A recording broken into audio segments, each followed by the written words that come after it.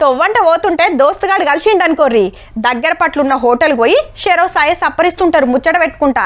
అన్న ఓ అల్లం చాయ్ అంటే మామూలు టీ ఇచ్చిండు అనుకోర్రి నేను అడిగిందేంది నువ్వు ఇచ్చిందేంది అని కీసులాటలు అవుతుంటాయి అప్పుడప్పుడు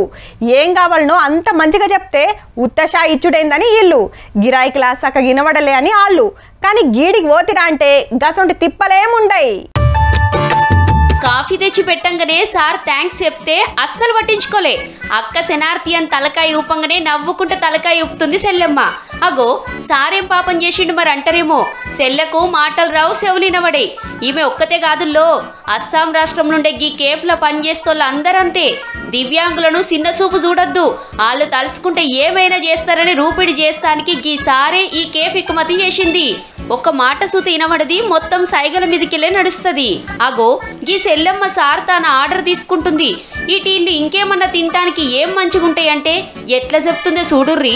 ఆఖరికి గిది ఆర్డర్ ఇస్తే తెచ్చింది అంతేకాదుల్లో వాళ్ళకేమన్నా చెప్పాలన్నా ఏం సైగలు చేయాలనో బొమ్మలు గీపిచ్చిండ్రు ముద్దుగా అంత అయిపోయినాక బిల్లు అని ఇట్లా బోర్డు చూపెట్టంగానే తీసుకొచ్చిస్తున్నది